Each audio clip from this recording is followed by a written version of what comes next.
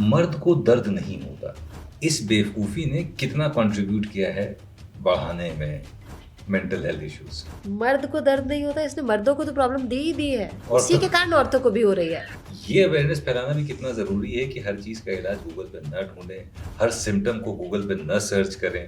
Problem क्या है ना, हम ह्यूमंस हैं, हम लोगों के आंसर्स ना ह्यूमंस के ही पास है और हम ढूंढ रहे हैं उसको टेक्नोलॉजी में, गैजेट्स में। गूगल में आप जाके कुछ भी पूछेंगे किसी बीमारी के बारे में तो आप ये मान के चलिए कि आपको वो सारे सिम्टम फील होने लगेंगे। यार कमाल की चीज़ आपने बताई है कि 90 second, that is the threshold.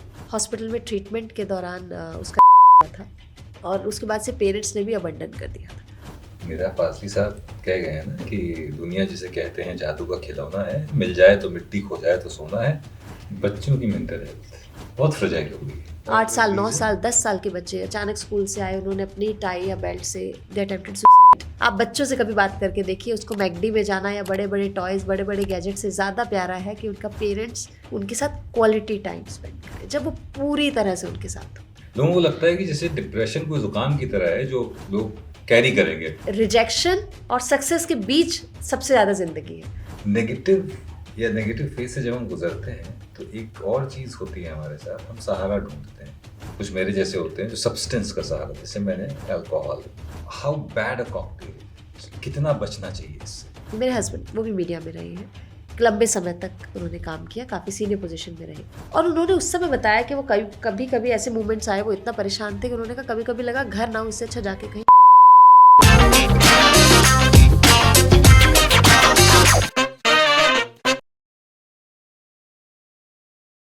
आज का संवाद बहुत खास है क्योंकि आज सवाल पूछने वाला और जवाब देने वाली दोनों ही ऐसे हैं जो एक्सपर्ट नहीं, भुक्तभोगी मेंटल हेल्थ के, डिप्रेशन के। और हम दोनों के बीच में ही कॉमन ये भी है कि हम दोनों उस दलदल से बाहर निकल पाए और आज इतना साहस रख पा रहे हैं कि उसके बारे में बात कर पाए। मैं तो सिर्फ बात करता हूँ, पर जो मेरे गेस्ट हैं आज वो एक स्टेप आगे भी गई हैं, वो अवेयरनेस फैलाने का भी काम कर रही हैं। ऋतु जी, थैंक यू वेरी मच। हम बात करेंगे आज ऋतु भारद्वाज जी से। Thank you so much for inviting me here. Thank you so much. And ये ऋतु जी का ही आइडिया था कि हम शुरुआत इस तरह से करें कि हम दोनों ही एक्सपर्ट नहीं हैं, और ये फैक्ट है। कि मैं मेंटल हेल्थ के बारे में बहुत बातें करता हूँ अपने अनुभव से, लेकिन कभी भी मैंने किसी पॉइंट पे ये नहीं कहा कि मैं मेंटल हेल्थ एक्सपर्ट नहीं हूँ, सर्वाइवर हूँ। पर अब से मैं अपने हर वीडियो में ये बात ज़रूर कहूँगा, क्योंकि ये कहना भी ज़रूरी है, वरना लोग मेरी बातों को ये ना समझें कि कोई एक्सपर्ट कह रहा है। वो नज़रिया होना चाहिए कि भाई ये आदमी एक्सपर्ट नहीं है, सर्वाइवर है, ये एक्सपीरियंसेस बता रहा है। सबसे पहले तो मुश्किल होता है बात करना, लेकिन क्या था वो दौर, और अगर इफ यू कंफर्टेबल, क्यों हुआ, क्या पीक था? पीक मतलब बिल्कुल सबसे बुरा, what was the worst thing that, जैसे मेरे केस में मैं सुसाइड करना चाहता था और शराब और पैंक्रियास फट गए वो सब, और क्या पॉइंट था ऑफ कमबैक? बिल्कुल। देखिए, सबसे पहले तो आपने कहा मुश्किल होता है, पर मैं कहूँगी मुश्किल था, अब बिल्कुल नहीं है। जब आप एक बार ये स्टेप उठा लेते हैं कि आप इसके बारे में बात करेंगे, और जब आप एक दो बार कर लेते हैं तो फिर आपको मुश्किल नहीं लगता। तो यही मेरे साथ था। आज से 6 साल पहले की बात करूँ लगभग, तो मुश्किल बहुत था, और जब उस दौर में थी तब तो समझ भी नहीं आ रहा था। तब तो ये था कि ये है क्या। उस दौर तो यही होता है कि हमें समझ ही नहीं आता हम कहाँ हैं। अचानक से लाइफ में सब कुछ अजीब लगता है। क्या होता है मतलब? बिल्कुल, मैं आपको इसीलिए बताना चाहूँगी। मैं हरियाणा की रहने वाली हूँ, बहुत सिंपल सी फैमिली से आई, और एक चुलबुली सी लड़की जो हमेशा अपना या तो काम कर रही है, लोगों से मिलना पसंद था, सब अच्छी खासी लाइफ चल रही है। मैं मीडिया में रही हूँ, अब तो 18 साल से ऊपर हो गए हैं। उस दौरान भी बहुत अच्छा शो कर रही थी, सत्यमेव जयते, आमिर खान का जो शो था वो मैंने कंप्लीट किया था, और मेरी पहली प्रेगनेंसी हुई थी। उसके बाद मैंने ब्रेक लिया, जैसे जनरली लेते हैं, मैंने मदरहुड ब्रेक लिया। And this is which year? This is around 2014 में मेरा बेटा हुआ है, तो मैंने ब्रेक लिया था, और वो प्रेगनेंसी बहुत अच्छी गई। उसके बाद भी मैंने बहुत एंजॉय किया फर्स्ट प्रेगनेंसी, लेकिन जैसी जब सेकंड प्रेगनेंसी हुई, वो मैं चाहती नहीं थी उस समय कि मैं एक और बच्चा हो। ये हम दोनों ने, हस्बैंड वाइफ ने प्लान किया था कि नहीं, हम एक ही करेंगे। लेकिन वही होता है, जो होना होता है वो होता है, वो और है, विद वही एवरी पुरानी प्रिकॉशन चीज़। सब कुछ। जी। तो डॉक्टर्स का कहना होता है ना कि हर उसमें भी 1% चांस होता है, आप सब प्रिकॉशंस भी रखेंगे तो 1% चांस रहता है, तो बस उस 1% में मैं थी और मैं प्रेग्नेंट हो गई दिस इज व्हिच ईयर? 2018। सो मैं उस समय अपना करियर वापस शुरू किया था और फर्स्ट डे ही शूट करके आई थी, और जैसे ही मैं घर पहुंची हूँ I realise that I am pregnant. ये कौन सी शूट है? मैं जिंदगी विद ऋचा, एक अच्छा। पॉडकास्ट है ऋचा अनिरुद्ध के साथ, वो करती हूँ, उसको डायरेक्ट करती हूँ, पूरा उसका कंटेंट मैं देखती हूँ। तो वो उसका पहला शूट था, हम लोग ने वो यूट्यूब चैनल लॉन्च करना था और पहला ही एपिसोड था मालिनी अवस्थी जी के साथ। और मुझे ध्यान है कि हम लोगों ने सूरज कुंड जहाँ मेला लगता है वहाँ पर एक हाइट पे हमने उसका वो बनाया था जहाँ हम शूट कर रहे थे, और पूरा जंप कर रही हूँ, कहीं से हम गमले उठा रहे हैं, इक्विपमेंट्स उठा रहे हैं, और मैं फुल एनर्जी में बिल्कुल सब भूल के काम, मुझे बिल्कुल आइडिया ही नहीं था। जब मैं घर पहुंची हूँ आई रियलाइज कुछ समय मुझे रात तक पता चला है टेस्टेड कि मैं प्रेग्नेंट हूँ।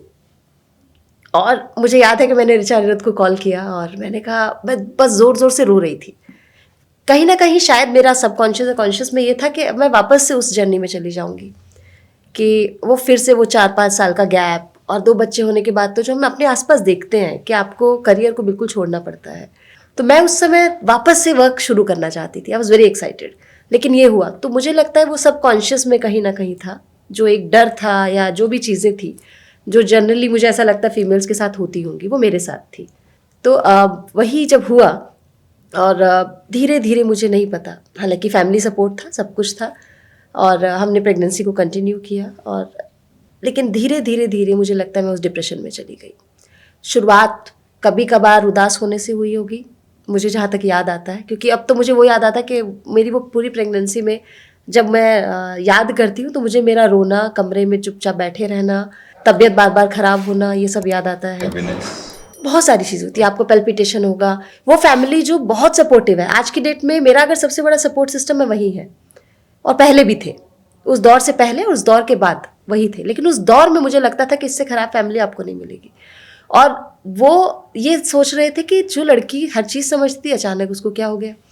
तो मैं दोष उनको भी नहीं दे रही आज, क्योंकि मैं उसको समझ पाती हूँ सिचुएशन को। तो बहुत सारी चीज़ें उसमें हुई। तबीयत जब बिगड़ती जा रही थी, अब मेरे और हस्बैंड के बीच में इतने मनमुटाव होने लगे थे, क्योंकि मुझे लगता था ये मेरी बात नहीं समझ रहे, और उन्हें लगता था कि हर समय ही अपनी ही बात बस बोल रही है, या चिक चिक जो भी होता होगा।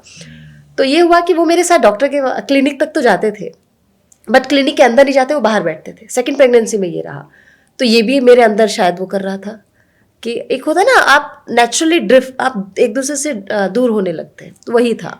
और 6 मंथ के अराउंड डॉक्टर ने मुझसे कहा कि बेबी जो है बिल्कुल अब वो डिलीवरी की पोजीशन में आ गया है, तो शायद वो स्ट्रेस का इम्पैक्ट था, और उन्होंने कहा कि अब कुछ नहीं, अब तुम चुपचाप बेड पे बस लेटे रहना है। एक मिनट अगर हाँ मैं जी, रोकूं, क्या स्ट्रेस का ये इम्पैक्ट हो सकता है एक प्रेग्नेंट बहुत हो सकता है। इनफैक्ट जो उसके बाद हुआ वो आप सुन के और शॉक्ड हो जाएंगे, जहाँ पर मुझे लगा कि नाउ इट्स अलार्मिंग। सो मेरे साथ ये होता था कि मैं क्लिनिक से आती 3-4 दिन तक मैं सिर्फ बिस्तर पर लेटी रहती थी, और फिर वो वापस से जब बेबी ऊपर आता मैं थोड़ा सा चलती, कुछ दिन नॉर्मल होती, फिर वो वही सिचुएशन होती। किसी तरह हमने 6 मंथ निकाला। हाँ, पोजीशन चेंज होती थी, और ये था कि 9 मंथ किसी तरह, मतलब तब तक मैं सस्टेन कर लूँ, क्योंकि बच्चे की हेल्थ की भी बात है। बट 7 मंथ आया, और मैंने शायद इस दौरान, हम लोगों के पास बहुत कुछ होता है, खाली बैठा आदमी क्या करेगा जब दिमाग काम नहीं करता, मैं भी गूगल कर लिया होगा कि प्रेगनेंसी में स्ट्रेस है तो क्या करें, या ये अच्छा नहीं लग रहा हो। और कहीं मैंने शायद ये लाइन पढ़ ली कि जब आप बहुत स्ट्रेस में होते हैं तो बच्चा स्पेशल चाइल्ड हो सकता है। और मेरे माइंड ने मान लिया, मेरा दिल दिमाग मानने लगा कि मैं बहुत जल्दी एक स्पेशल मदर बनने वाली हूँ, और मेरे होने वाला बच्चा जो है वो स्पेशल चाइल्ड होगा। तो जब मैं डॉक्टर के पास गई, मेरी गाइनिक के पास, मेरा पहला बेटा भी वही हुआ था, और वो मुझे बहुत अच्छे से जानती थी मेरी हर सिचुएशन को, बट मैं उन पर चिल्ला रही थी कि आपने ये नहीं बताया कि एक स्पेशल चाइल्ड को कैसे पालते हैं, क्या क्या ध्यान रखना, ये बताइए। एंड शी वाज सेइंग कि तुम ऐसा बोल क्यों रही थी। मेरी तसल्ली के लिए उन्होंने फिर एक टेस्ट होता है जो जनरली जब आप कंफर्म होते हैं कि बच्चा स्पेशल है, तब आप उसकी ग्रेविटी जानने के लिए करते हैं, वो भी उन्होंने किया सिर्फ मुझे सेटिस्फाई करने के लिए। और सोने पे सुहागा हुआ, मैं हमेशा से बेटी चाहती थी, फर्स्ट प्रेगनेंसी में बेटा हुआ, तो सेकंड मैंने ये कह के कंटिन्यू की थी कि यार इस बार तो बेटी होनी चाहिए। और मुझे याद है कि 8 मंथ एंड चल रहा था, और मेरे हस्बैंड को कुछ इशू था, वो डर्मेटोलॉजिस्ट के पास गए, मैं उनके साथ गई थी। तो उन्होंने मुझसे कहा कि आप ये मेल चाइल्ड होने वाला है, आपका दूसरा भी बेटा होने वाला है, आप शॉपिंग भी कर सकती हैं। अब जब एक मेडिकल एक्सपर्ट, ऑब्वियसली वो एक स्किन डॉक्टर है, उन्होंने जब मुझसे कहा तो अच्छा, एक मिनट, सॉरी, मैं आपको कट करूंगा। डर्मेटोलॉजिस्ट ने, स्किन एक्सपर्ट ने आपको कह दिया कि आपको बेटा हो रहा है? बिल्कुल। अच्छा। तो अब हमें तो ये लगता है कि एक मेडिकल फील्ड का पर्सन जब ये कह रहा है तो सही होगा। और मैं सोने पे सुहागा ही था, मैं भयंकर रो रही हूँ और कहीं ना कहीं बीइंग अ मदर एक गिल्ट भी आ रहा था।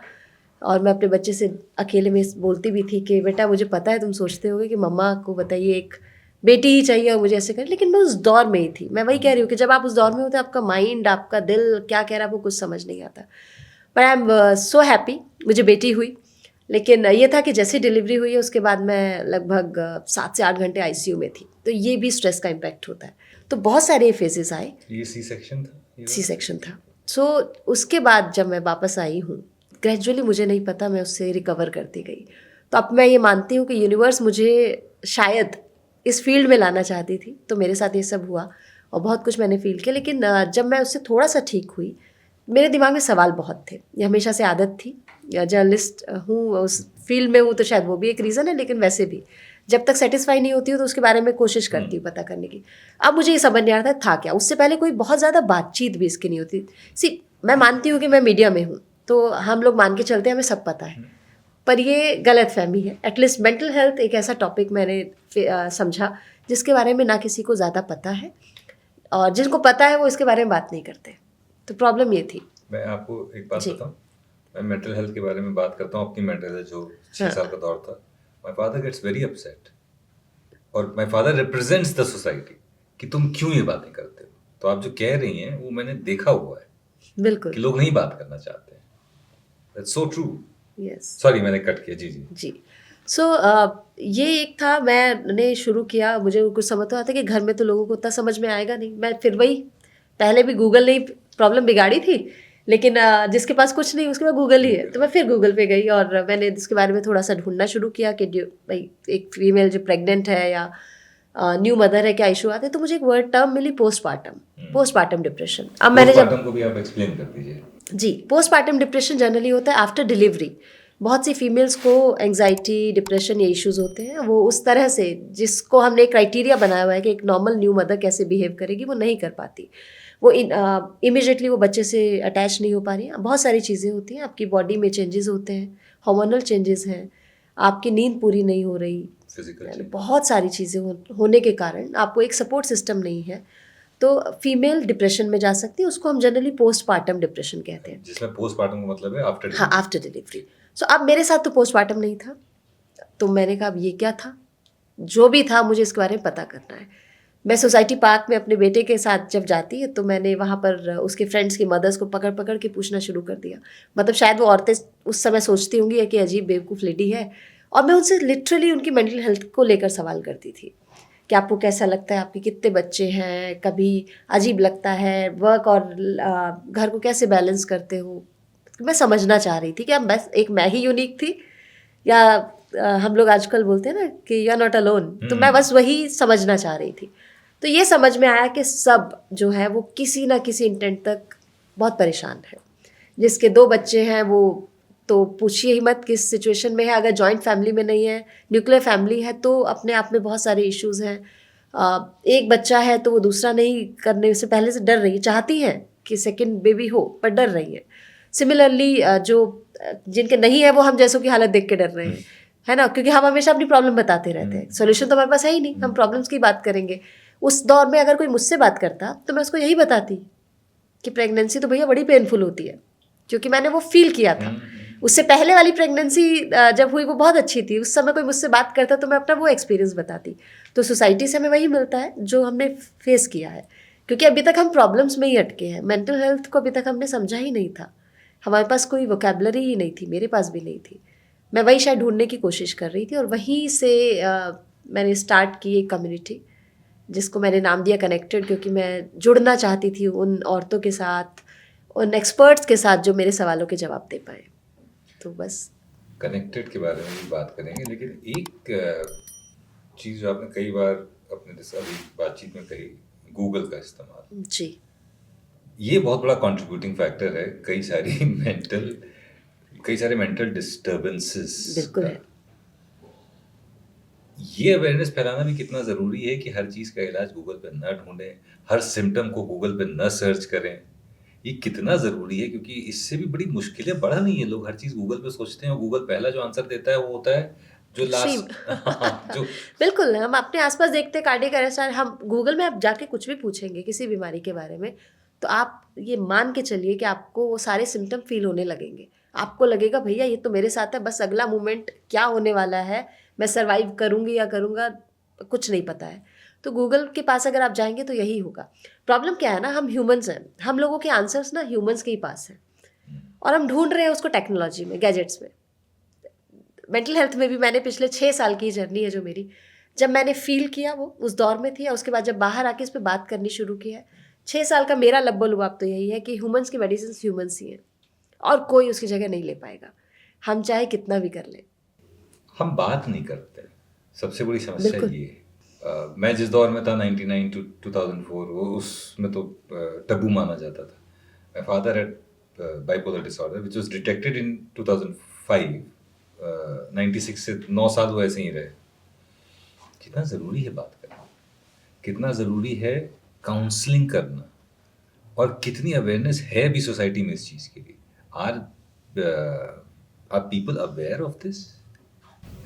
Are people actually taking the correct steps towards this? और क्या अभी भी वही अप्रोच है कि कारपेट के नीचे इसको जितना एक शुतुरमुर्ग की तरह गर्दन छुपा लो अपनी? जी, मैं क्योंकि वही बात है, एक्सपर्ट नहीं हूँ, एक्सपीरियंस से बताऊँगी। जी। जो मेरा रहा, या मैं अभी 6 साल से जिन लोगों से जो इसमें डील कर रहे हैं, जो इसको फेस कर रहे हैं, उनसे बात करती हूँ। पहली बात तो अपने का लोग बात नहीं करते, करते हैं, पर अपने ही दिमाग के अंदर, है ना? मैं आपसे हेल्प माँग रही हूँ, पर शांत रह के। जब आप अपने आस-पास किसी को देखेंगे वो बहुत शांत हो गया है, वो अपने नेचर से अपोज़िट हो गया है, तो ये समझ जाइए कि वो चीख-चीख के हेल्प माँग रहा है। वो आपको कहना चाह रहा है। मैं भी यही कर रही थी। मैं अपने घर वालों के सामने बैठ के सोचती थी कि शायद अब ये मुझे देख के समझ जाएँ कि मुझे कोई हेल्प चाहिए। तो मेरा ये मानना है मेंटल हेल्थ की सबसे बड़ी चीज़ ये है, हम बात करते हैं पर अंदर-अंदर करते हैं। ज़रूरत है उसके बारे में खुल के बात करने की। क्यों नहीं कर पाते? क्योंकि जैसा आपने कहा कि अभी भी अंडर द कारपेट है, बिल्कुल है। बहुत कम परसेंटेज है जो अभी इस पे बात करती है, वो भी क्लोज़्ड उसमें ग्रुप्स में बात कर रही है। मैं शायद अपने किसी एक फ्रेंड से बता दूँगी, या मैं अगर इसके बारे में अभी खुल गई हूँ, तो मैं किसी एक्सपर्ट के सामने तो बात करने में शायद कंफर्टेबल हो जाऊँ, लेकिन मैं अपने दोस्तों के सामने, अपने कलीग्स में शायद ना कर पाऊँ। हमें अभी भी वहाँ तक बहुत एक लंबी, मुझे लगता है एक लंबी डिस्टेंस अभी कवर करनी है। The fear of being judged, बिल्कुल, है ना? बिल्कुल। वो बहुत ज़्यादा है। क्योंकि सब कहना तो चाहते हैं, सुनना कोई नहीं चाहता। प्रॉब्लम ये है कि कहने के लिए तो सबके अंदर भरा है, लेकिन सुनने के लिए स्पेस नहीं है। मैं अपनी भी बात अगर करूँ, 6 साल में चेंज हुआ होगा शायद। पहले मैं भी सिर्फ अपनी कहना चाह रही थी क्योंकि कोई सुन नहीं रहा था। लेकिन धीरे-धीरे हमें समझ में आता है कि सुनना बहुत ज़रूरी है। जो आप वैसे भी हम लोग बोलते हैं ना कि एक अच्छा लिसनर ही एक अच्छा स्पीकर बन सकता है। तो बात वही है। तो सोसाइटी को मैं दोष इसलिए नहीं देती कि अभी कोई भी प्रॉब्लम जो होती है ना, उसकी सॉल्यूशन या उसके ऊपर हम कैसे बढ़ते हैं, मेरा ये मानना है कि पहले हम उस प्रॉब्लम पे बात करना शुरू करते हैं। कोई भी हम लोग, मान लीजिए कोई एक आपकी लाइफ में इशू चल रहा है, आपके माइंड में कोई थॉट चल रहा है, जब तक वो आप किसी से शेयर नहीं कर देंगे तब तक वो आपके दिमाग में इशू घूमता है। एज सुन एज वो आपने किसी से बात कर ली, तो अब आपका नेक्स्ट स्टेप आएगा, आपका ब्रेन नेक्स्ट स्टेप पे काम करेगा। हम लोग क्या करते हैं कि अभी हम उसी पे ही बात कर रहे हैं, ये मेरे साथ क्या हो रहा है, ये कोई कुछ क्यों नहीं समझ रहा, क्या मैंने बताया, अगर मैंने बता दिया तो अब सामने वाला कैसे रिएक्ट करेगा, कम से कम मेरे पास एक दूसरा आंसर होगा, मुझे अपना एक नेक्स्ट स्टेप समझ में आएगा कि अब उसने नहीं समझा, मान लीजिए, तब उसने नहीं समझा तो क्या कोई और है जो समझ पाएगा, मैं नेक्स्ट स्टेप की तरफ जाऊँगी। फिर मैं उसको बता सकती हूँ कि एक्सपर्ट्स होते हैं इसके लिए, ठीक है आपकी फैमिली ने नहीं समझा, आपके दोस्तों ने नहीं समझा, जज कर लिया, but there are experts in the field जो बिना जजमेंट के सुनेंगे। लेकिन अगर मैं उनसे ही नहीं बताऊंगी, फैमिली से ही, तो मैं सेकंड स्टेप तक कैसे जाऊंगी? तो अभी सोसाइटी को ये स्टेप्स कवर करने हैं। मैं उस दौर में थी, मैं मेरी फैमिली को दोष नहीं दे सकती कि वो नहीं समझे थे, उनके पास भी वही था, उनकी कंडीशनिंग भी वही थी, उनके पास भी कोई वोकैबुलरी नहीं थी, कोई समझ नहीं थी, कोई एक्सपीरियंस नहीं था। लेकिन आज 6 साल बाद है, उन्होंने ये जर्नी मेरे साथ ग्रेजुअली तय की है। आज वो काउंसलिंग की अहमियत जानते हैं, आज वो मुझे पूरा सपोर्ट दे रहे हैं। अगर ये नहीं होता तब मैं उस तरह से सक्सेसफुल नहीं होती। तब मैं मानती कि अभी भी हम लोग बहुत पीछे हैं। तो मैं उनको भी, वो सोसाइटी का ही हिस्सा है, मैं देख के चलती हूँ, मान के चलती हूँ कि जब आप इस पे बारे में बात करेंगे, जैसे मैं लगातार बात करती रही, आज भी करती हूँ। आज सुबह उठी, जुकाम था बहुत तेज, एक बार सोचा ये पॉडकास्ट कैंसिल करूँ, लेकिन सिर्फ क्यों आई, हो सकता है ये वैसा ना निकले, लेकिन मेरे मन में एक ही बात थी, तो ये एक मौका है मेंटल हेल्थ पे बात करने का, नहीं ये नहीं छोड़ना है। और हम शुक्रगुजार हैं कि आप आई। हम लोग इतनी सारी बात इस पर कर सकते हैं और करेंगे। एक और चीज़ बड़ी कॉमन है, अरे उसको देख के तो लगता ही नहीं कि वो डिप्रेस्ड। लोगों को लगता है कि जैसे डिप्रेशन कोई जुकाम की तरह है जो लोग कैरी करेंगे, यहाँ नाक बंद है, अच्छा जुकाम है। बिल्कुल। जबकि क्या ये फैक्ट नहीं है कि जो डिप्रेस्ड है वो और ज़्यादा कोशिश करता है इस बात को छुपाने की कि मैं डिप्रेस्ड हूँ, तो वो शायद और ऐसे बिहेव करे, नॉर्मल से भी ज़्यादा एक्साइटेड। आपका एक्सपीरियंस क्या कहता है? बिल्कुल है। क्या होता है, मैं जैसे क्या थी, मैं लोगों से जब मैं वो कर रही थी सत्यमेव जयते, मतलब आप इसको कहिए, ये मेरा पैशन था कि मैं हर दिन नए लोगों से बात करना, उनकी लाइफ के बारे में जानना था। ग्रेजुअली क्या होता है कि आप, मेरे साथ ये हुआ कि मैं बिल्कुल शांत हो गई।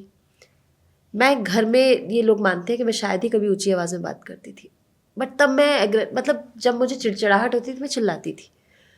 तो ये साइंस है, बट हम समझते नहीं है। तो डिप्रेशन की जो आप बात कर रहे हैं सही होता है, क्योंकि एक दो बार वो बोलने की कोशिश करता है, फिर वो शांत हो जाता है। तो बहुत सारे साइन है जो हमें ही समझने पड़ेंगे, as a society, as a family member, as a friend, colleagues. अगर हम ये ध्यान देने लगे तो शायद काफ़ी हद तक चीज़ें आसान हो जाएंगी। मैं अगर वैसे बताऊँ, जो मैंने इतने दिनों में समझा, आपके आसपास या आप खुद देखें कि अगर कोई पर्सन जो चीज़ करना चाहता है, अचानक से उसने वो करनी बंद कर दी है। मान लीजिए वो दोस्तों के साथ बहुत मिलता रहता है, लेकिन अचानक उसने कम कर दिया। दोस्तों को थोड़ा समझना चाहिए कि शायद वो ये है कि किसी प्रॉब्लम में तो नहीं है। कई बार ये होता है कि हमारी हेल्थ पे दिखने लगेगा।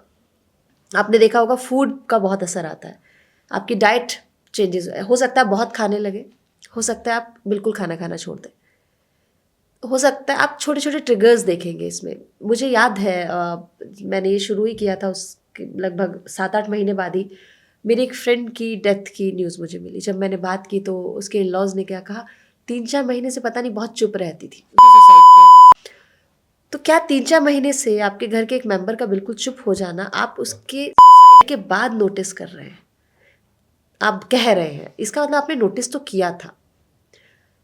तो ये साइंस है, ये है वो चीज़ें जो, वही वाली बात है कि इसमें आवाज़ नहीं होगी शायद। ये वो साइंस है जिसमें आपको तुरंत अलार्म हो जाना अलार्म चाहिए। हो जाना पड़ेगा। हमारे घर में हम इन पे बात नहीं करते हैं, हम इमोशंस को वैलिडेट नहीं करते हैं। इट्स हाई टाइम कि अब हमारे घर में हम अपने फैमिली मेम्बर्स से, अपने बच्चों से, छोटे बच्चों से भी प्लीज़ बात करिए, उनको बताइए। जब आज 8-9 साल के बच्चे सुसाइड कर रहे हैं, तो इट्स आवर ड्यूटी कि हम अपने घर के छोटे 7-8-9 साल के बच्चों के साथ भी मेंटल हेल्थ, इसके बारे में बात करें। ये केसेस हुए, ये केसेस होते हैं, बहुत सारे केसेस हुए, आप ढूंढेंगे तो आपको मिल जाएंगे रिसर्च में। 8 साल, 9 साल, 10 साल के बच्चे अचानक स्कूल से आए, उन्होंने अपनी टाई या बेल्ट से दे अटेम्प्टेड सुसाइड। तो बहुत तेज़ी से केसेस हो रहे हैं। 14 साल, 15 साल के बच्चे अचानक बालकनी से जंप करके, आप सुनते होंगे, और खुद को क्या हार्म कर कारण लेते हैं। यही कारण डिप्रेस्ड है? बहुत सारी चीज़ें होंगी। कारण तो किसी को कभी मतलब ऐसे डिप्रेस्ड है डिप्रेस्ड ही mentally? होंगे ऑब्वियसली, इसका और कोई रीज़न नहीं हो सकता। कारण कोई जान नहीं पाएगा। बाद में पेरेंट्स ज़रूर शायद कुछ ना कुछ बताते होंगे, समझने की कोशिश करते होंगे, या सोसाइटी तब बताती होगी कि घर का हो सकता है एटमॉस्फेयर वैसा ना हो, स्कूल में कुछ हो रहा ट्रॉमा हो सकता है उनके साथ, स्कूल में कुछ हो रहा हो, कुछ भी हो सकता है। लेकिन प्रॉब्लम कहाँ है, क्योंकि हम उन चीज़ों पे बात नहीं करते। मेरा बच्चे ने आके मुझसे जब पहली बार ये सवाल किया, क्योंकि न्यूज़ बहुत आती है, कि जब उसने कहा कि मम्मा सुसाइड क्या होता है, तो मैं आपसे सच कहूँगी, अगर उस समय कोई और होता घर में, तो और मैं उनके सामने उनको रिप्लाई देती तो मुझे रोका जाता। आज भी ऐसा नहीं, काफ़ी हद तक मेरी फैमिली में चेंज आया, बट शायद उन्हें उतने छोटे बच्चे के साथ साइड पे बात करना अच्छा नहीं लगता, बट मैंने उसे बताया। आज उसको ये पता है कि जब कभी ऐसा कुछ थॉट आए कि हम इतना अजीब फील करने लगे कि हम अपने आप को नुकसान पहुंचा दे, तो हमें सबसे पहले मम्मा पापा से बात करनी है, या किसी से तो करनी है। तो मैं उनसे इस बारे में खुल के बात करती हूँ। अब उन्हें बहुत अच्छे से पता है कि मम्मा मेंटल हेल्थ पे काम करती है। इसको कई बार आप फन में भी ले सकते हैं। मेरे बच्चा के एग्ज़ाम थे, मेरा बेटा 10 साल है, बेटी 6 साल है। तो पिछले साल उसके एग्ज़ाम्स के बाद जब वो आया, तो उसके मार्क्स थोड़े कम थे। उसने कहा आपने डांटा नहीं, नहीं तो मैंने कहा बेटा मैं मम्मा आपको पता है कि जब तक एग्जाम आप देने जा रहे हैं तब तक ही पूछेगी कि तैयारी की या नहीं की कैसा। रिजल्ट्स पे मैंने कभी उनसे कुछ नहीं कहा। सिमिलरली एक बार मैंने उससे कहा था कि बेटा एग्जाम्स आप पढ़ाई नहीं करनी चाहिए। अरे मम्मा आप ही ने तो बोला ज़्यादा स्ट्रेस नहीं लेना है। तो मेरे घर में मैं इस लेवल तक बात करती हूँ कि ठीक है जब मुझे लगेगा कि बहुत ज़रूरत है इस पर बात करने की तो मुझे कहना पड़ेगा।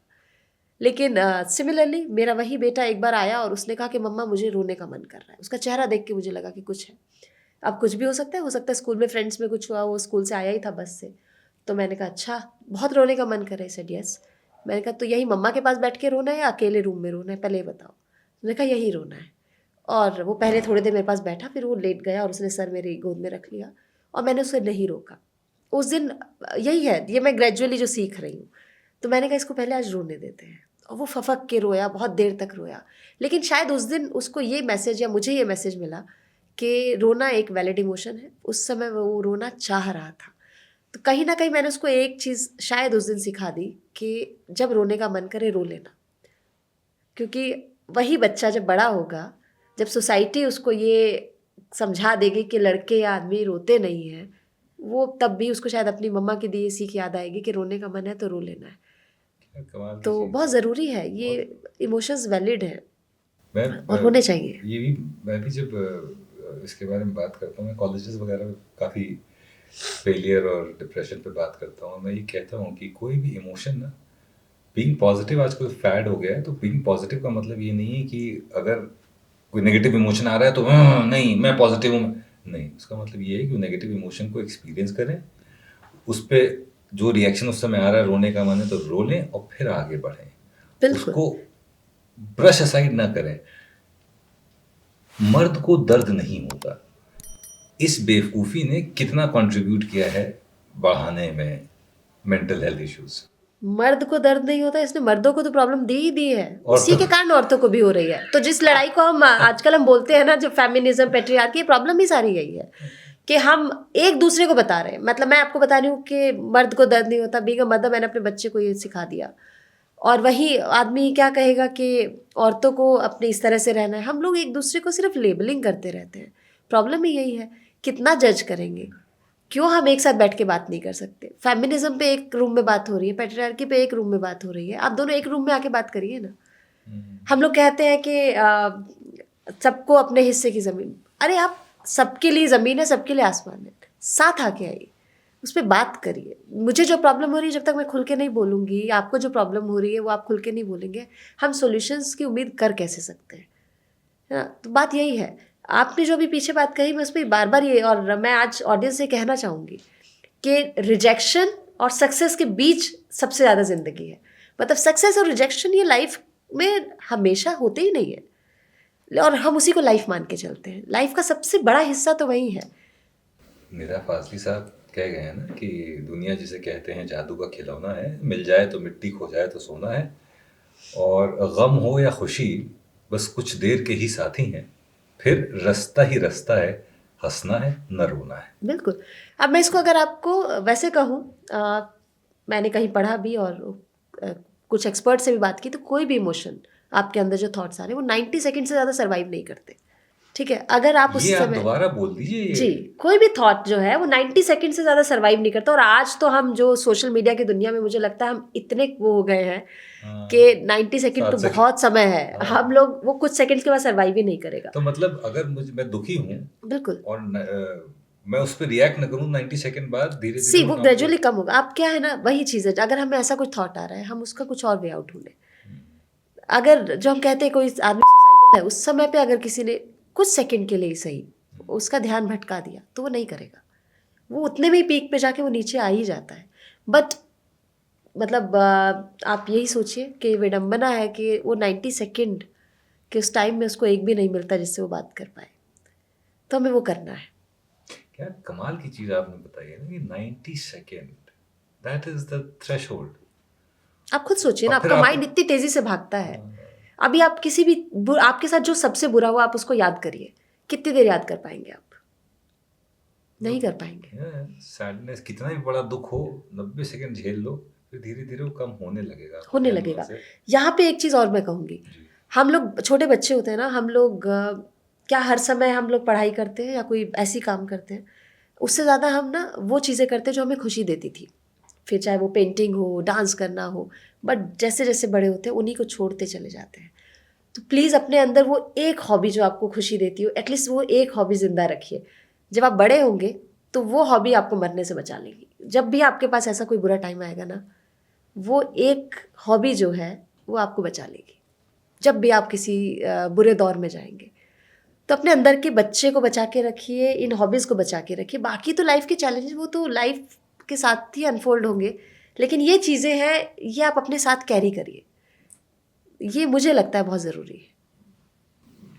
मैं कितना कुछ सीख रहा हूँ, मतलब और कितना कुछ है जो रेजोनेट हो रहा है, जो मेरे अंदर है, जो मैंने एक्सपीरियंस किया, मुझे लग रहा है अरे कोई और उस बात को कह रहा है।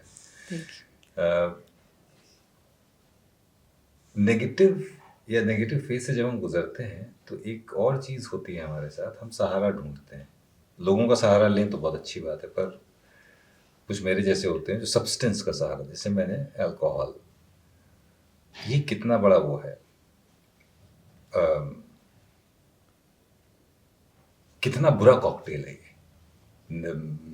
डिप्रेशन और कोई भी सब्सटेंस, चाहे अल्कोहल हो चाहे किसी भी प्रकार का ड्रग हो, how bad a cocktail is it, कितना बचना चाहिए इससे। देखिए, अगर मैं इसको मेंटल हेल्थ से साइड भी कर दूँ, जब भी आप अल्कोहल या कोई भी सब्सटेंस ले रहे हैं, एक्चुअली मैंने कभी कोई ट्राई ही नहीं किया, इसलिए मुझे बहुत एक्सपीरियंस वैसे नहीं है, बट जितना मैंने पढ़ा या चीज़ें समझी, अपने आसपास देखी हैं, वो इमिजिएटली आपके सेंसेस पे असर डालता है। अब मेंटल हेल्थ में भी आपके सेंसेस वैसे ही कंट्रोल में नहीं है। अब आपने वो लेके उसको एग्रीवेट कर दिया, कुछ समय के लिए मैं ज़रूर आपको आपको एक वो लगता है। बताता जी। हूँ कैसे क्या होता है। तो जैसे जब मैं था उस फेज में, तो बहुत नेगेटिव नेगेटिव, हमेशा मन भारी दिल भारी, दिमाग में ये होता था कि जिंदगी खत्म, जिंदगी खत्म। फिर 2 पैग लगा लिए, आहा, वो एक बार किक देता है। वो दिया उसने कि हाँ, उसने जिंदगी में दिखाया है बहुत कुछ है, वाह वाह, अभी तो मैं सिकंदर सिकंदर सिकंदर। 30 मिनट बाद वो मुझे उससे भी ज्यादा नीचे ले आया जहां पर मैं था। अब वो डिपेंड, वो मांग रहा है, अब दिमाग कह रहा है तुम डिप्रेस हो, तुम नेगेटिव थॉट्स आ रहे हैं, थोड़ा और पियोगे तो ठीक हो जाएगा, खुशी मिलेगी, वो डोपामीन रिलीज। और फिर वहां से तो कैस्केडिंग। तो जो आपने पूछा आंसर वही आप दे ही रहे हैं। आज ही मैं कहीं रिसर्च पढ़ रही थी कि आप थोड़ा सा भी, एक पैक भी आप अल्कोहल लेते हैं तो आपका ब्रेन श्रिंक करता है। अब इतनी रिसर्च आ रही है, हम हर दिन ब्रेन देख श्रिंक रहे हैं, करता है? Brain shrink. एक उससे भी, एक ड्रिंक से भी आपका ब्रेन श्रिंक होता है। तो अब आप ये सोचिए कि जहाँ पर सबसे ज़्यादा असर ही हमारे ब्रेन पे आ रहा है मेंटल हेल्थ में, तो वहाँ पर हम और चीज़ें इस तरह की करेंगे तो वो कॉकटेल तो डेफिनेटली होगा। लेकिन मैं इसको वो नहीं करूँगी, किसी को जज नहीं कर रही, जैसे आपने किया उस समय आपको जो समझ में आप कर रहे थे। तो वहाँ पर अब हमें एक ऐसी सोसाइटी, ऐसा कोई सिस्टम बनाना है कि आपके साथ के लोग उसको समझ पाएँ और आपको उससे निकाल पाएँ। हम लोग ये भी है, अल्कोहल जो लेता है या जो बहुत ड्रग एडिक्ट है, हम उनको हमारी प्रॉब्लम क्या है ना, हमें जो आदमी समझ नहीं आता हम उसको सोसाइटी से अलग कर देते हैं कि भैया तुम जाओ, अब तुम्हारे लिए हमें कुछ नहीं करना। जबकि होना रिवर्स चाहिए, सोसाइटी को उल्टा और डबल मेहनत उनके साथ करनी चाहिए ताकि उनको बचा पाएँ। तो ये है, अगर ऐसा कुछ भी अपने आसपास दिख रहा है, प्लीज़ थोड़ा सा एक्स्ट्रा एफर्ट कर लीजिए। कनेक्टेड के जरिए क्या आप कम्युनिटीज बिल्ड कर रही हैं इस तरह की? जी, मैं थोड़ा सा यहाँ कनेक्टेड के बारे में बताना चाहूँगी। जी। जैसे नाम है, मैं उन सब लोगों से कनेक्ट होना चाहती हूँ जो मेंटल हेल्थ से डील कर रहे हैं, उनको कोई इशू है, कोई भी प्रॉब्लम है। जैसे मैं थी, मेरे टाइम पे मेरे पास सबसे बड़ी कमी किस चीज़ की थी? मैं मेंटल हेल्थ से डील कर रही थी, पर कौन मुझे समझेगा, कहाँ मुझे हेल्प मिलेगी, ये मेरे पास नहीं था। यही दोनों चीज़ें करने की कोशिश कनेक्टेड कर रहा है। जो लोग इससे सफ़र कर रहे हैं और जहाँ उन्हें सही हेल्प मिलेगी, मैं बार बार यही बोलती हूँ कि एक सही हेल्प आपको कहाँ मिलेगी, ये बहुत ज़रूरी है। तो वो सर्टिफाइड प्रोफेशनल्स, वो कम्युनिटीज़ जो इसमें हेल्प करती है, वो लोग जो इसमें आपको सपोर्ट दे सकते हैं, उन सर्टिफाइड प्रोफेशनल्स को, लोगों से हम कनेक्ट करते हैं। सो कनेक्टेड एक तरह का ब्रिज है, जो लोग मेंटल हेल्थ प्रॉब्लम से डील कर रहे हैं और जो उनको सोल्यूशन दे सकते हैं उनके बीच में। सो कितना समय हो गया कनेक्टेड? देखिए 6 साल, मैं वही बता रही हूँ कि जैसे ही मैं इससे बाहर निकली, मुझे याद है मेरी बेटी 3 महीने की रही होगी, मैंने उसी दिन से ही शुरू कर दिया था। एक रात ऐसे ही कम्युनिटी बिल्ड की थी, जो शुरुआत सिर्फ फीमेल से हुई थी, लेकिन जब एक टाइम आया, सिर्फ फीमेल्स भी नहीं कहूँगी, मदर्स से शुरू की थी मैंने। और धीरे धीरे जब वो लोग उसके साथ जुड़ते गए, तो फिर मेरे पास मैसेज आने लगे कि हम मैरिड नहीं है, फीमेल नहीं है लेकिन हमें इसका पार्ट बनना है, तो फिर हमने उसको ओपन किया सब फीमेल्स के लिए। पर फिर समझ में आया वही बात कि सिर्फ फीमेल्स के लिए क्यों। अब एक फीमेल बता रही है कि मैं पोस्टमार्टम में हूँ या मैं न्यू मदर हूँ, मुझे हस्बैंड घर में सपोर्टिव नहीं है, मैं थक जाती हूँ, मैं सो नहीं पा रही हूँ। तो अब वहाँ पे प्रॉब्लम तो ये है ना कि हम हस्बैंड से बात करेंगे। अब अगर मैंने सिर्फ फीमेल ओरिएंटेड ग्रुप कम्युनिटी रखी तो मैं कैसे हस्बैंड्स को समझा पाऊंगी। तो वहाँ से मैंने वो सीखा कि नहीं, अब ऐसे नहीं चलेगा, तो हमने उसको ओपन किया सबके लिए। तो आज उसमें बच्चे, बूढ़े, फीमेल्स, मेल सब है, मतलब कोई भी ऐसा नहीं है जो उसमें ना हो।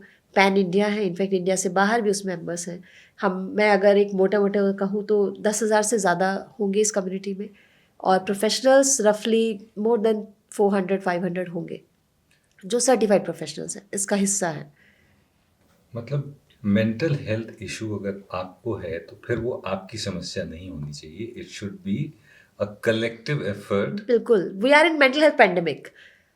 विजय जी, कोविड आया, ठीक कमाल है, की बात कही आपने। कोविड आया, वो क्या सिर्फ जिसको एक पर्सन को कोविड हुआ उसकी जिम्मेदारी थी? नहीं थी ना। हमने कलेक्टिवली एक कलेक्टिव सोसाइटी की तरह उससे डील किया। आप उससे भी बुरे पैंडेमिक में हैं आज। वहाँ लोग आपको मरते हुए दिख रहे थे, इमीडिएट आपने एक्शन लिया। आपने कोई उसकी ABC जानने की कोशिश नहीं की कि कोविड क्या था। क्या हम पहले जाके उस पर रिसर्च करते थे? बीइंग अ पेशेंट, मुझे कोविड हुआ, क्या मैंने पहले समझा? नहीं, मुझे बस उस समय इतना पता था कि अब ये प्रिकॉशन लेनी है, ये मेडिकेशन लेना है, ये करना है। नहीं लिया तो मैं तो जाऊंगी, मेरी फैमिली को भी आएगा।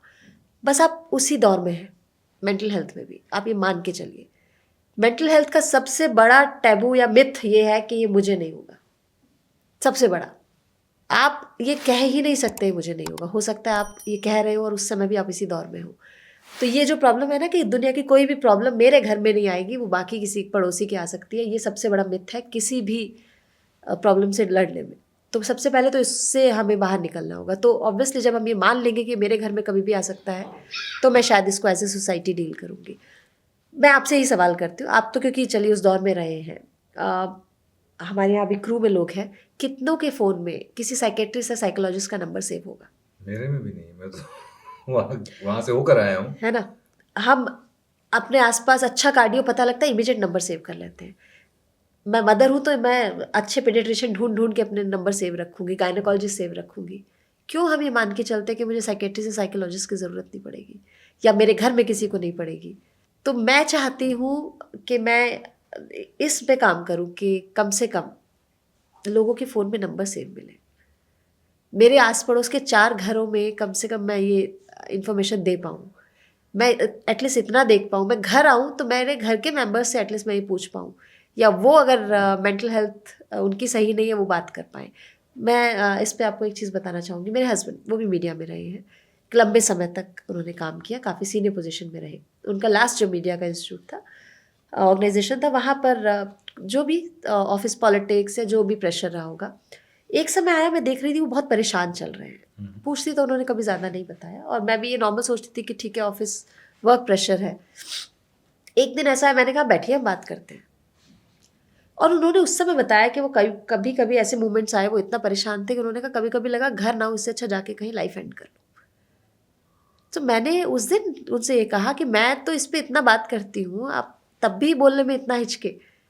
एंड मैंने उनसे उसी समय कहा कि आपको क्या डर था कि मैं क्या कहूँगी, भाई जॉब अगर नहीं है, आप कल जाइए, आप रिज़ाइन करिए, क्या होगा?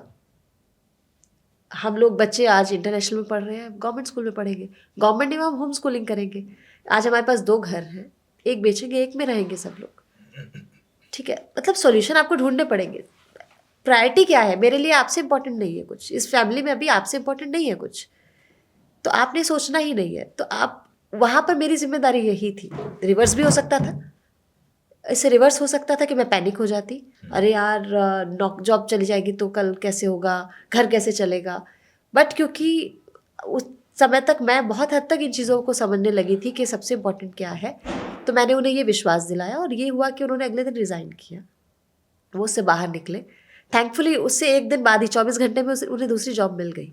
लेकिन मैं ये मैसेज बस ये देना चाह रही हूँ, मैंने उनसे ये कहा कि जब मैं ब्रेक ले सकती हूँ वर्क से, तो इट्स योर राइट टू। क्या आदमियों को राइट नहीं है कि वो मेंटल हेल्थ ब्रेक लें? नहीं करना चाहते, क्यों हमने उनके कंधे पे सारा बोझ डाल दिया है है ना? क्यों हमने बच्चों के कंधे पे डाल दी कि तुम्हें तो पढ़ाई में अव्वल ही आना है, कल को तुम्ही को हमारा नाम रोशन करना है। मतलब वो पैदा नहीं हुआ उससे पहले हम कहते हैं अब ये हमारा नाम रोशन करेगा। क्यों घर का आदमी ही कमा के लाएगा? क्यों घर के बुजुर्ग ही ये सब करेंगे जो हम सोचते हैं कि अब ये काम नहीं, घर की सब्जी लाना या नहीं है उनका मन। क्यों हर बुजुर्ग की जिम्मेदारी है कि वो आपके बच्चों को पालेगा? ये ना हमने असाइन कर दिया, लेबलिंग करके रखी हुई है वर्क की, खांचे बना दिए, नहीं तुम इसी में हो। जो बुजुर्ग अगर बच्चों को स्कूल बस से पिक नहीं कर रहे, ड्रॉप नहीं कर रहे, हम उनको अजीब सोच रहे हैं, है ना? तो ये क्यों कर रहे हैं हम लोग? मतलब हम लोगों ने इतना प्रेशर अपने कंधे पे भी लिया हुआ है, सामने वाले के कंधे पे भी लिया हुआ है। हम मिलजुल कर क्यों नहीं उस चीज़ से डील कर सकते? तो जो आप बात कर रहे हैं ये है तो सोशल रिस्पॉन्सिबिलिटी, मिल के करना पड़ेगा, वरना ये पैंडेमिक ऐसा है, कोविड जितना जल्दी नहीं जाएगा। बच्चों की मेंटल हेल्थ बहुत फ्रेजाइल हो गई है। बिल्कुल हो गई है। 6 साल में आई एम श्योर आपने बहुत सारे बच्चों के केसेस भी डील किए होंगे जो पेरेंट्स शायद लेकर आए हों अपने बच्चों के। बहुत सारे आते हैं, पढ़ के हैरानी होती है। और क्या biggest contributing factor social media ही है या हमारी एस्पिरेशंस और हमारी एम्बिशंस भी हैं? सब मिला जुला के इतना ज़बरदस्त कॉकटेल हो चुका है ना टॉक्सिसिटी का बच्चों के लिए। तो हमारे ऊपर प्रेशर है, न्यूक्लियर फैमिलीज़ हैं। अब मैं तो डील कर ही रही हूँ क्योंकि मैंने पढ़ाई भी की है, मुझे तो अच्छी जॉब भी करनी है, और ये भी है कि फैमिली भी अच्छे से चलानी है। अब जब नहीं चलेगी तो गुस्सा कहाँ पे नहीं। ये तो एक नेचुरल वो है कि आप अपनी पावर कहाँ एंटरटेन करते हैं, अपने से नीचे वाले पे, ये नेचुरल है। सो घर में जब बच्चे आ जाते हैं तो सबके लिए एक मिल जाता है उन्हें कि मैं अपनी, अब जब कुछ समझ नहीं आएगा तो कहाँ पे अपनी फ्रस्ट्रेशन या पावर निकाल सकता हूँ, वो बच्चों पे है। ये हम सब कर रहे हैं, आप माने ना माने सब कर रहे हैं, जिन घरों में भी हम देखते हैं। प्रॉब्लम यह है कि क्योंकि पेरेंट्स बनना, हमें कहीं से पहले कोई सर्टिफिकेट नहीं लेना कि अब आप एलिजिबल हैं तो हम बन जाते हैं। हम अपना चाइल्डहुड ट्रॉमा तो अभी तक डील नहीं कर पाए, अभी तक हम तो हील हुए नहीं हैं, और हम बच्चों को भी ले आए। अब हम वो अपना वाला जो ट्रॉमा है वो डबल ट्रिपल करके उनको देंगे। तो पेरेंट्स बनने के लिए सबसे पहले तो हमें खुद हील होना पड़ेगा। और ये मैं अपने हमेशा, आप ये मान के चलिए, मैं जो भी बात कह रही हूँ उसके सेंटर में मैं सबसे पहले अपने आप को रख के कह रही हूँ। बीइंग अ पेरेंट, क्या मैं पहले हील हुई थी? नहीं हुई थी। ये प्रॉब्लम आ रही है। हम बच्चों के ऊपर अब प्रेशर इतना है। आप देखिए जनरेशन गैप, जो एक पहले जनरेशन गैप होता था वो 3-4 साल में सिमट के रह गया है। अब हमें उन्हें, आज एआई आ गया तो हम ये भी चाहेंगे हमारा बच्चा एआई भी जाने, ये भी जाने, वो भी जाने। और फिर एक तरफ इमिजिएटली हम ये भी हमें ये भी समझ में आ गया है कि सोशल मीडिया या गैजेट्स या टेक्नोलॉजी का उसके माइंड पे कितना इम्पैक्ट आ रहा है। बच्चा करे तो क्या करे। हम लोगों के पास समय नहीं है, लेकिन बच्चों, आज भी अगर आप बचपन से अपने बच्चे को उस तरह से बड़ा करेंगे कि आप उसको प्रॉपर समय देंगे, तो बच्चे के लिए आज भी सबसे बड़ा खिलौना, या मैं ये कहूँ, आप बच्चों से कभी बात करके देखिए, उसको मैकडी में जाना या बड़े बड़े टॉयज़, बड़े बड़े गैजेट से ज़्यादा प्यारा है कि उनका पेरेंट्स उनके साथ क्वालिटी टाइम स्पेंड करे, जब वो पूरी तरह से उनके साथ हो। मेरे बच्चों के साथ मुझे याद है, मैं कभी कभी इस बात पे बहुत गिल्ट में भी जाती हूँ। बहुत छोटे थे दोनों, तो मैं उनके साथ, एक पोएम आपने भी सुनी होगी, 2 चूहे थे छोटे छोटे थे, तो मैं बिल्ली बनती थी, उनको चूहा बनाती थी, और हम हमारे हॉल में ऐसे भागते रहते थे, मैं उन्हें पकड़ती थी। मैं गारंटी देती हूँ, आज भी जब कोई उनसे पूछता है, या वो कभी कभी जब बहुत अच्छे मूड में आके अचानक, अरे मम्मा बहुत दिन से वो नहीं किया, तो मैं रियलाइज़ करती हूँ यार, आप कुछ भी दे दीजिए उन्हें, अगर आपने ये नहीं दिया तो फिर आप नहीं दे पाए। तो बच्चों की मेंटल हेल्थ पे बहुत सारी चीज़ें आ रही हैं। आइसोलेशन उनके पास है, गैजेट्स उनके पास है, पूरा मार्केट उनको कैप्चर करना चाहता है, क्योंकि उससे बहुत सारी चीज़ें चलती हैं। अगर मार्केट में आप देखेंगे तो बच्चों से रिलेटेड चीज़ें सबसे ज़्यादा जल्दी बिकती हैं, तो उन्हीं को टारगेट करके हो रही है, तो उन पर तो असर आएगा ही आएगा। आप चाहते हैं, आजकल अपने आसपास आप कंपटीशन इतना देखते हैं, पहले हमारे टाइम में भी होता था डांस, तब भी बच्चे करते थे, पर आज डांस शोज बहुत हैं, तो मैं ये भी प्रेशर है, मेरा बच्चा डांस, तो मैं चाहूँगी इसमें भी ये टॉप पे चला जाए। मैं चाहती हूँ वो डांस करे, चाहे उसको गाना गाना अच्छा लगता हो, लेकिन मैंने ये मान लिया कि मैं इसको डांस की ट्रेनिंग दिला रही हूँ तो वो इसमें ही बेस्ट कर दे, तो मैं उसको गाने नहीं दे रही। तो हमें याद है, हमने कनेक्टेड में एक बार एक बाल मंच करके एक इवेंट किया था बच्चों का, और मैंने जब उसकी एडवर्टीजमेंट निकाली तो पेरेंट्स वही कि कंपटीशन है, तो मेरा सबसे ऊपर बड़ा था कंपटीशन नहीं है ये, सिर्फ पार्टिसिपेशन करेगा बच्चा, बच्चा उस समय उस मोमेंट को एंजॉय करेगा। अब पेरेंट्स जब आते थे कि मेरा बच्चा डांस में करेगा, तो मैं कहती थी मुझे आपसे नहीं, बच्चे से बात करनी है। तो हम बच्चे से पूछते थे अकेले में कि तुम्हें किस चीज़ में पार्ट लेना है, तो उसमें बच्चों ने वो किया जो वो करना चाहते थे। पेरेंट्स क्या कराना चाहते हैं हमने उसको एंटरटेन ही नहीं किया, लेकिन इतना खुश हुए कि जब एंड में पेरेंट्स ने अपने बच्चों को देखा, उनका यही कहना था इसको दोबारा आप कब करेंगे। तो आप बच्चों को खुल के जीने दीजिए, कुछ ना कुछ वो कर ही लेगा। तो हर बच्चा साइंटिस्ट बनने के लिए या कुछ बहुत बड़ा करने के लिए नहीं है। अगर सब ही वो बन जाएंगे तो फिर बाकी काम कौन करेगा। तो बच्चों को बच्चा रहने देते हैं। मेंटल हेल्थ उनकी काफ़ी हो रही है, थोड़ा सा हमें ज़रूरत है पेरेंट्स को भी और स्कूल के एटमॉस्फेयर में भी थोड़ा सा अटेंटिव होना पड़ेगा। अगर हम वही कैप्चर कर लेंगे ना वो साइंस, तो शायद आगे के लिए उनको प्रिपेयर कर देंगे। बच्चों के नन्हे हाथों को चांद तारों को छू लेने दो, 2-4 किताबें पढ़ के ये भी हम जैसे हो जाएंगे। बिल्कुल। तो हम जैसे नहीं बने तो ज़्यादा अच्छा है, कुछ अच्छा ही बन जाए। सोशल मीडिया का क्या रोल है मेंटल हेल्थ में? मतलब ये हाँ, दोधारी तलवार है, बिल्कुल। अच्छाई भी है। मैं वही सोचूं कहाँ से शुरू करूं। मैं आपको बताती हूँ, मुझे हंसना बहुत पसंद है। सॉरी, हाँ, ये जोड़ रहा हूँ कि सोशल मीडिया का क्या रोल है ये मेंटल हेल्थ अफेक्ट करने में। ये अक्रॉस एज ग्रुप्स है, मतलब ये सिर्फ बच्चों के लिए नहीं है, across age across age group से। मेरी माँ जो पहले फ़ोन नहीं देखती थी, अब उनके पास, क्योंकि उनके बच्चों के पास समय नहीं बचा, तो अब आपको और कुछ समझ नहीं आया कि अच्छा मम्मा वीडियो कॉल करा करो कि स्मार्टफोन ले लीजिए।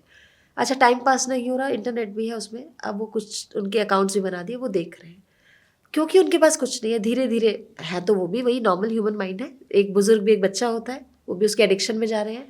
आजकल जो हम व्हाट्सएप यूनिवर्सिटीज़ या व्हाट्सएप फॉरवर्ड्स की बात कर रहे हैं, सबसे ज़्यादा कौन कर रहा है? हमारे बड़े। एडिक्शन क्या करें, उनके उनसे बात करने के लिए कोई नहीं है, उनको चाहिए कोई उनको सुन ले। बच्चों के पास हम अन्न प्राशन के साथ फ़ोन प्राशन कर देते हैं क्योंकि हमारे पास समय ही नहीं है। फोन प्राशन, है ना। क्या बात। हम वो छोटे से हाथ में जैसे ही उसने सॉलिड फूड खाना शुरू किया, हमने सामने फ़ोन रखना शुरू कर दिया, लो बेटा खाओ। आप देख रहे हैं स्पीच डिले कितना हो रहा है। जब मैंने इस पे बात की तो एक्सपर्ट से पता चला कि जब हम फूड को च्यू करके खाते हैं तो हमारी मसल्स जो हमारी सेंसेस डेवलप होती है, उससे स्पीच बच्चे की क्लियर होती है और जल्दी होती है। आजकल जल्दी के चक्कर में हमने फ़ोन सामने रख दिया, एक तो बच्चे को समझ नहीं आ रहा वो क्या खा रहा है, कोई टेस्ट उसको समझ नहीं आ रहा, कोई टेक्सचर समझ नहीं आ रहा, और हम बहुत ज़्यादा हम लोग पीस के खाना दे रहे हैं, लिक्विड फूड ज़्यादा दे रहे हैं, स्पीच डिले बहुत ज़्यादा है। आपने नई टर्म सुनी वर्चुअल ऑटिज़म।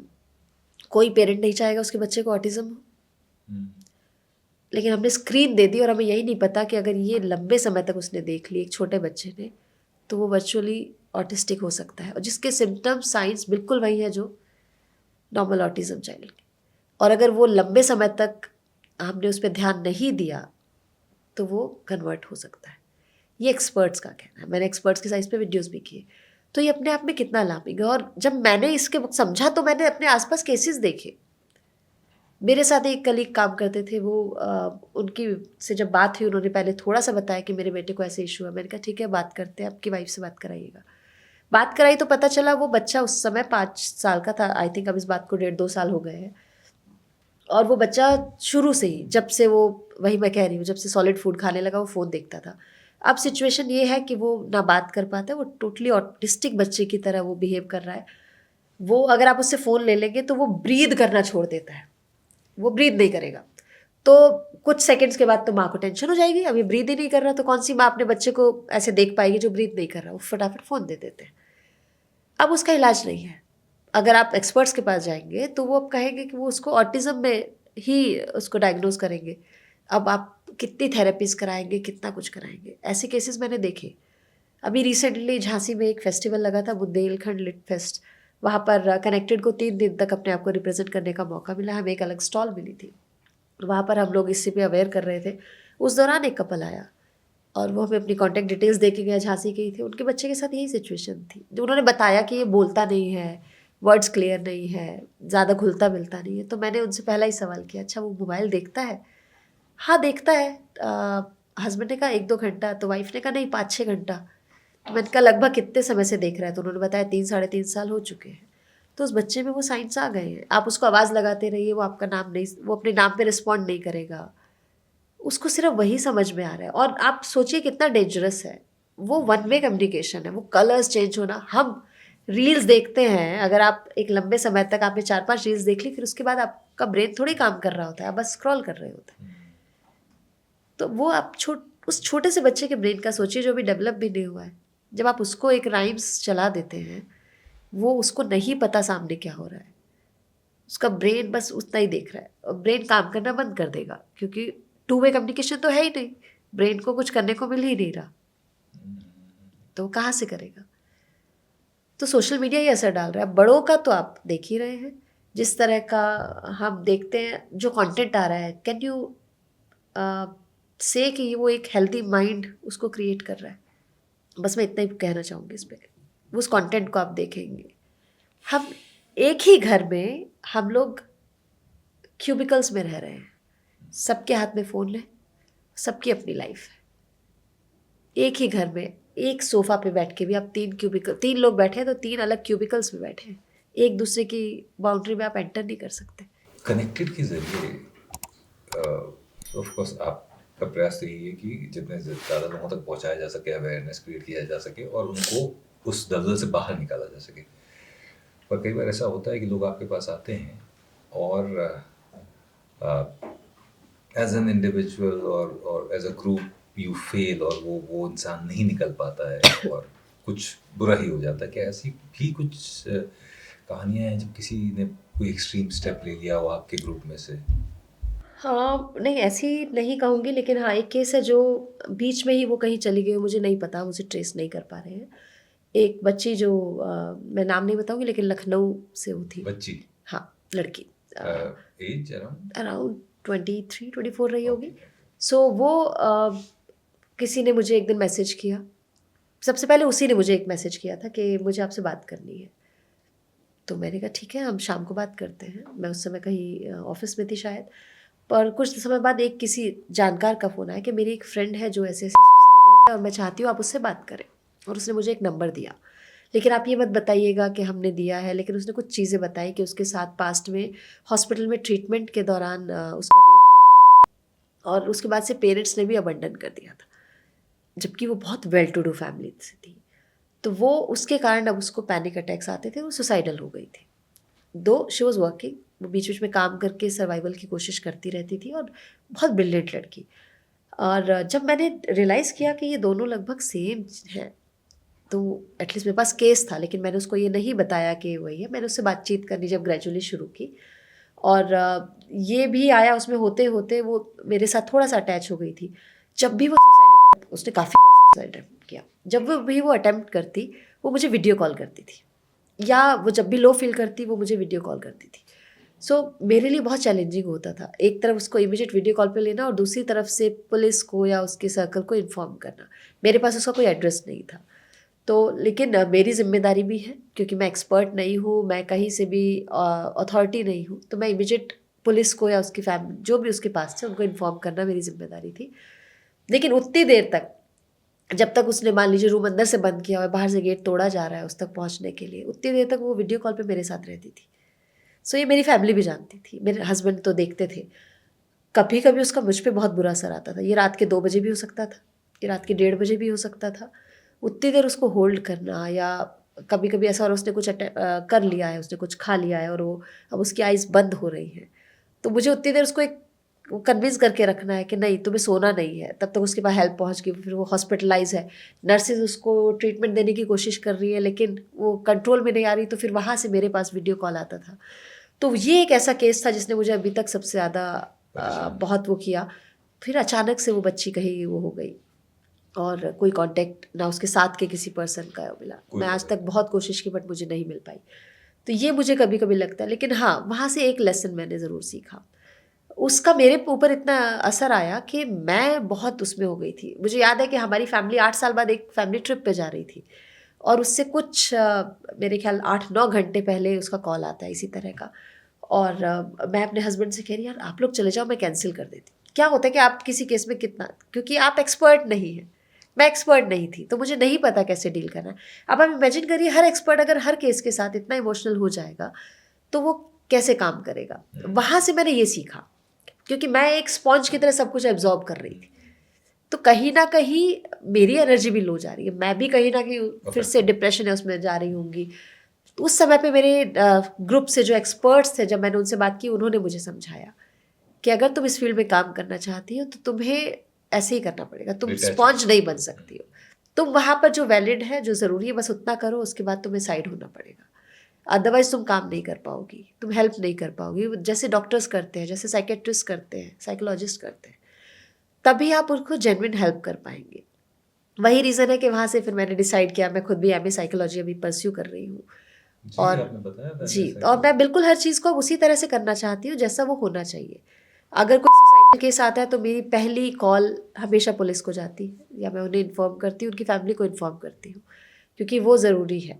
उसकी जान तो है ही, लेकिन साथ में मुझे भी ये भी है, जो मेरी एक सेंसिबल सिटीज़न होने के नाते उससे मैं जिम्मेदारी है, जो लो हमें कहता है कि ये करना है। एक केस मैं ज़रूर बताना चाहूँगी जो अभी रिसेंट हुआ। एक रात अचानक से कॉल आया, मुझसे एक मेरे जानकार ने कहा कि दीदी एक लड़का है आगरा में, और सहारनपुर में सॉरी, और वो सुसाइड अटेम्प्ट उसने अपने फेसबुक अकाउंट पे डाला है 3-4 पोस्ट, और लग रहा है वो सुसाइड अटेम्प्ट करेगा, पर किसी की बात नहीं सुन रहा है। हमारे पास बस नंबर है। सो अब मैंने कहा कि मैं इसमें क्या करूँ बताओ, वहाँ की इमीडिएट लोकल पुलिस को इन्फॉर्म करो। तो उसने कहा पर कहाँ करें, नहीं समझ में आ रहा। तो मैंने कहा एक तो तुम वहाँ इन्फॉर्म करो, मैंने उन्हें नंबर दिया, और मीनवाइल मैंने कहा उसका नंबर मुझे दो। मैं उसे कॉल करने लगी तो देखा उसका फ़ोन वेटिंग पे आ रहा है। बट क्योंकि जैसे मेरे पास आया फेसबुक पे देख के, उसके बहुत से जानकार ने किया होगा और जो भी बातचीत चल रही होगी। बट थैंकफुली 15-20 मिनट के बाद जब मैंने बहुत सारी कॉल्स की और हर बार वेटिंग जा रहा था, उसको शायद लगा, उसने मुझे कॉल बैक किया। तो मैंने उससे बातचीत करनी शुरू की, रात के 9:40 9:45 का टाइम रहा होगा। और जब बात करनी शुरू की, वो बिल्कुल उसको था कि नहीं अब मुझे करना है। तो बहुत देर तक हमने उससे बात की, समझाया। तो उसकी शायद एंगेजमेंट हो चुकी थी, शादी होने वाली थी, उसमें कुछ इशू था।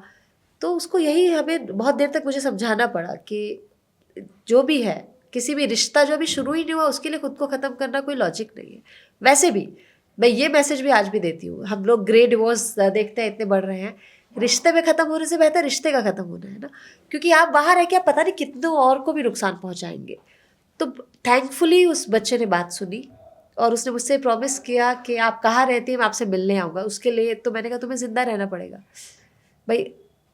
तो जो हम बात कर रहे थे 90 सेकेंड्स वाली, जब हमने उससे कंटिन्यूस इतनी देर बात की, तो उसका थॉट कहीं और हमने डाइवर्ट किया, और मैं बहुत खुश हूँ इस बात से। उसके बाद 2-3 बार उससे मेरी बात हो चुकी है, वो ठीक है, वो अपनी लाइफ में आगे बढ़ रहा है। उन्होंने उस एंगेजमेंट को वहीं पर ख़त्म किया और फैमिली ने मिल के बात की।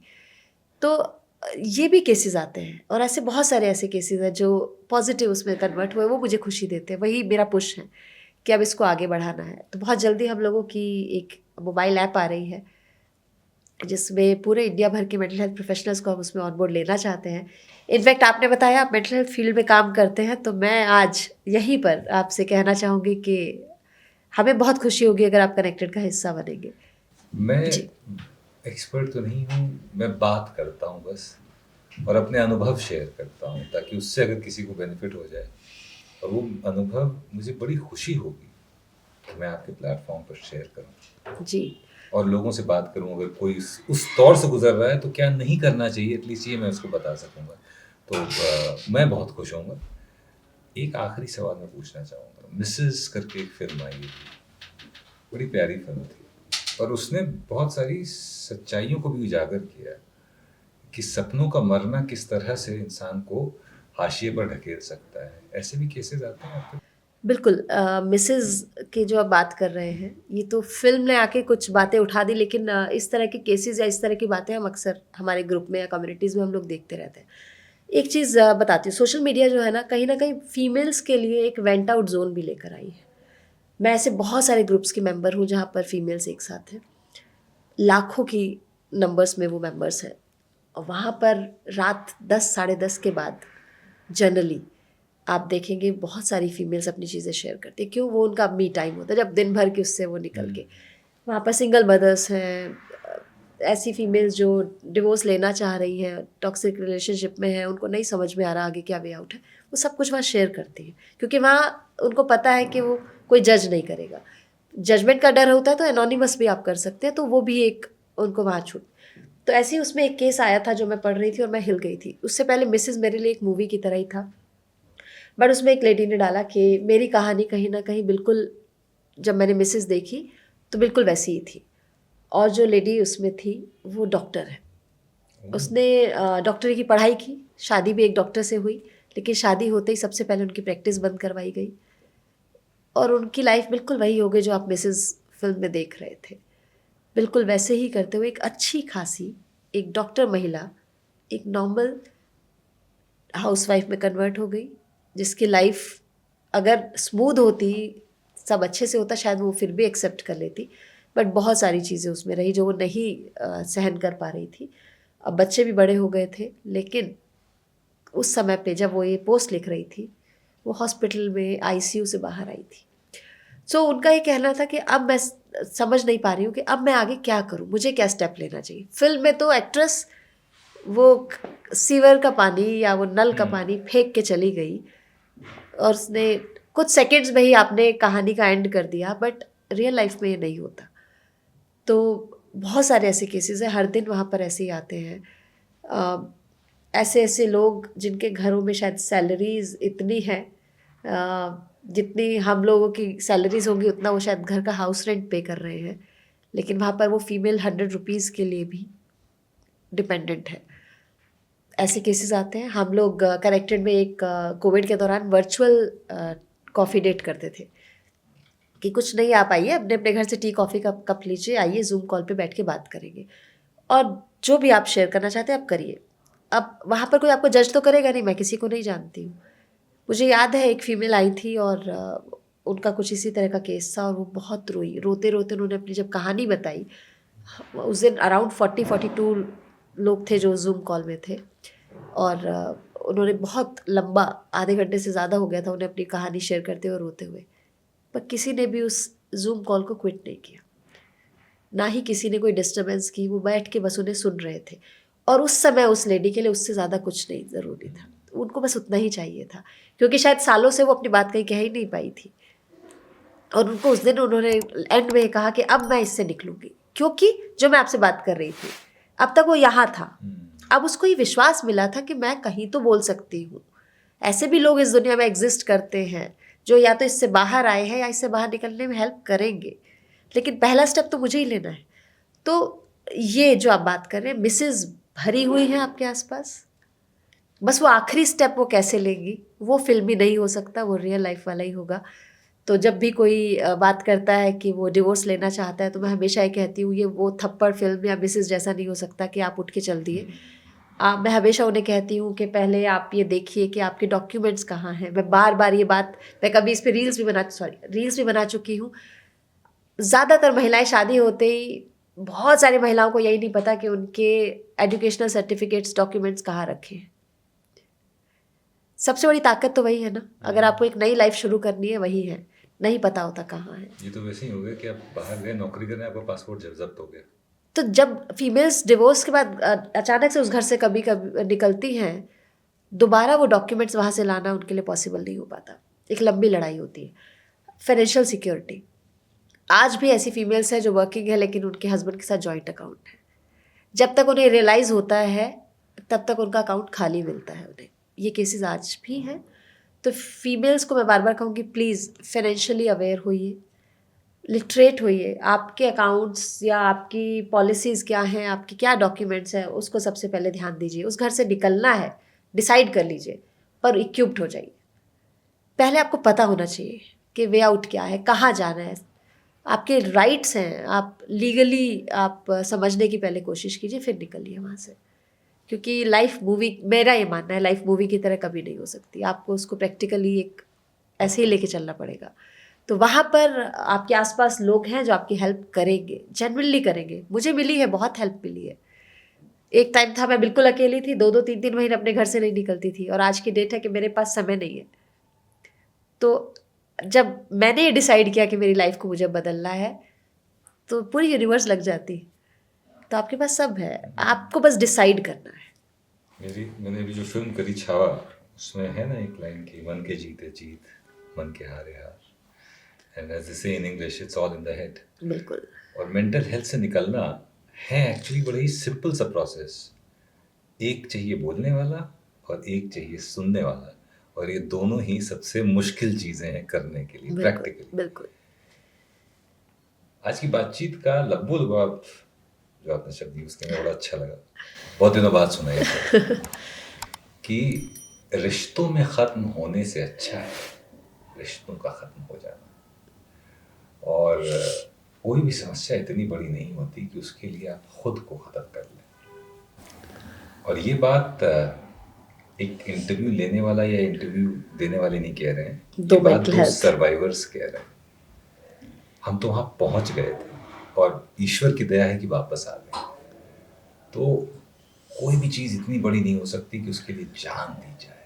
कोई भी चीज़ इतनी बड़ी नहीं हो सकती कि उसको दिमाग में रख कर उसकी खिचड़ी पकाकर उसको ब्रिंक तक ले जाया जाए। समस्याओं का समाधान है, आप बोलना शुरू करिए, सुनने वाले आपको कनेक्टेड पर मिल जाएंगे।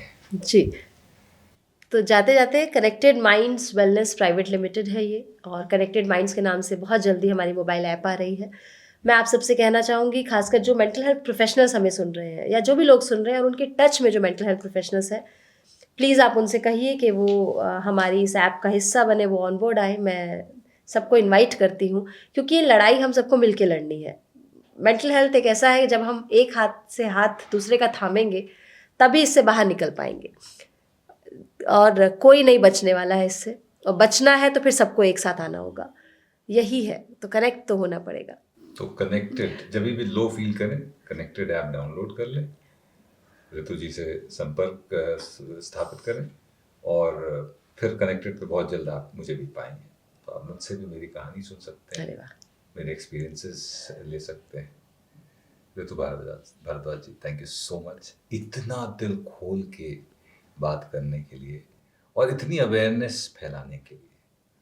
आई होप कि बहुत ज़्यादा से ज़्यादा लोग देखें, और अगर एक ज़िंदगी भी बदल पाई तो हम लोग का आज की मुलाकात, आज का संवाद सार्थक हो जाएगा। बिल्कुल बिल्कुल, थैंक यू वेरी मच। क्योंकि ज़रूरी है बात करना। मैं कह दी और आपने सुन लिया, ये इम्पोर्टेंट था। संवाद पे हम आपसे गुजारिश कर रहे हैं कि संवाद करिए, अपनी समस्याओं के बारे में बात करिए। Thank you very much. Thank you.